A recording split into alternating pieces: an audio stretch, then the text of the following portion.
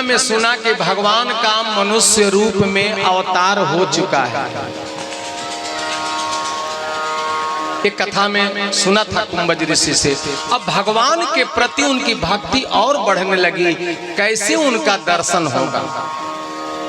सत्संग के इसीलिए देखो ये तो ऐसा नहीं है कि सती जी को मालूम नहीं है, आदि शक्ति वो भवानी है, सब जानती हैं, लेकिन ये सती जी लीला कर रहे हैं। जितने भी ग्रंथ में देवताओं ने लीला करी, भक्तों ने किया, उसका फल क्या मिला यही हम संसारियों को बताया गया है।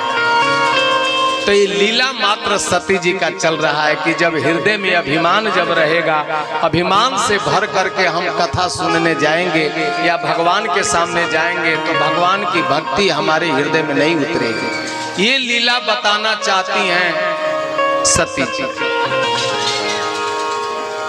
जीवन में सत्संग रहेगा।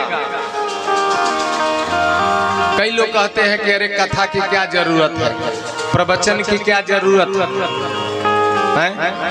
फालतू में 3 घंटा 2.5 घंटा समय बर्बाद होता है। नहीं, एक लड़का पढ़ा लिखा था और उसके पिताजी जाते थे सत्संग में बैठते थे, तो जब आते थे तो बोलता था कि क्यों जाते हो, क्या मिलता है इससे, फालतू में समय 2.5 घंटा बर्बाद करते हो, कुछ काम कर लेते, कितना तरक्की हो जाता। परेशान हो गया पिता, तो महात्मा जी से जा करके बोला कि महाराज मेरा बेटा पढ़ा लिखा है और कहता है कि क्यों कथा सुनने जाते हो, क्या मिलता है उससे, समय बर्बाद करते हो। मानता ही नहीं है, आजकल का लड़का है। महाराज जी बोले कि अच्छा एक दिन उसको बुला के लेके आना। गया, महाराज जी ने बैठाया, बैठो बेटा, पढ़ते हो? हाँ, पढ़ाई कर लिया। क्या बने हो पढ़ लिख करके? इंजीनियर। अच्छा, काम करते हो? तो हाँ। कितना घंटा? तो बोला कि मैं 14 घंटा काम करता हूँ।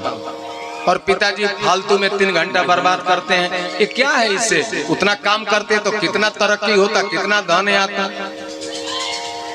महाराज जी बोले अच्छा 14 घंटा काम करते हो? तो हाँ। सोते हो कि नहीं? है हाँ सोता हूं। तो कितना सोते हो? तो 6 घंटा। महाराज जी ने कहा तो अच्छा, तो क्यों 6 घंटा सोते हो? क्या जरूरत है सोने की? 6 घंटा और काम कर लेते तो और धन और तरक्की हो जाता, तो सोने की क्या आवश्यकता?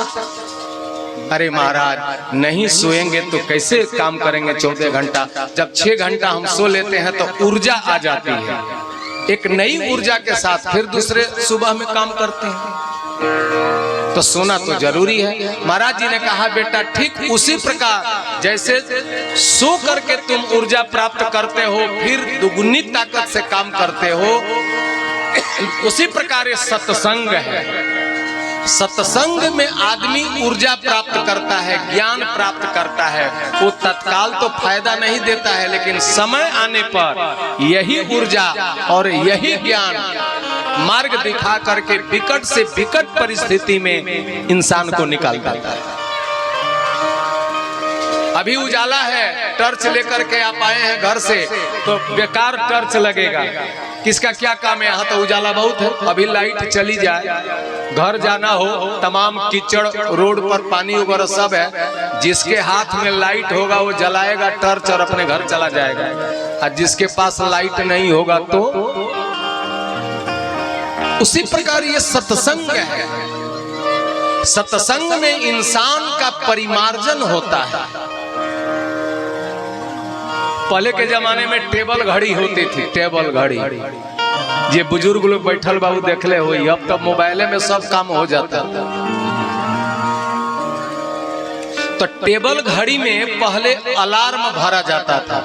मान लीजिए हमको 4 बजे सुबह जग करके ट्रेन पकड़ना है, तो शाम को ही 8 बजे वो समय फिट हो जाता था, अलार्म भर दिया जाता था।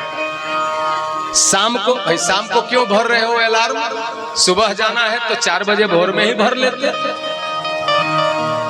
अभी क्या जरूरत है? जरूरत है अभी अलार्म भरेंगे 4 बजे के लिए, हम सो भी जाएंगे, जैसे 4 बजेगा ये घड़ी हमको उसी समय जगा देगी, हम जग जाएंगे, अपने मंजिल पर पहुंच जाएंगे। तो अभी तो सत्संग की बातों की कोई महत्व कोई हमारे जीवन में नहीं पड़ता, लेकिन जब समय आता है तो यही सत्संग का ज्ञान हमारे जीवन में उजाला ला देता है। इसलिए सत्संग की बहुत महिमा है। संतों के संग में रहो।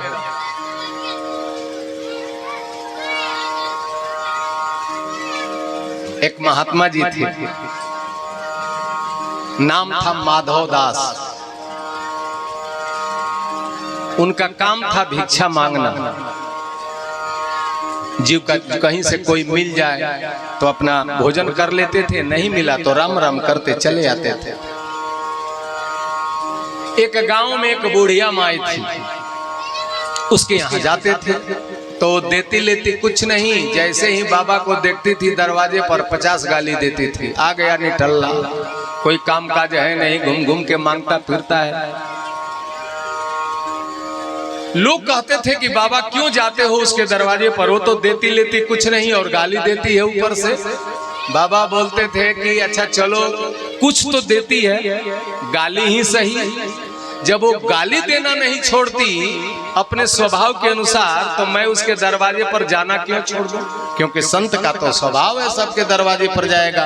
कोई मान करके माला पहना दे तो भी कोई बात नहीं, कोई धक्का मार के अपमान कर दे, दरवाजे से भगा दे तो भी कोई बात नहीं।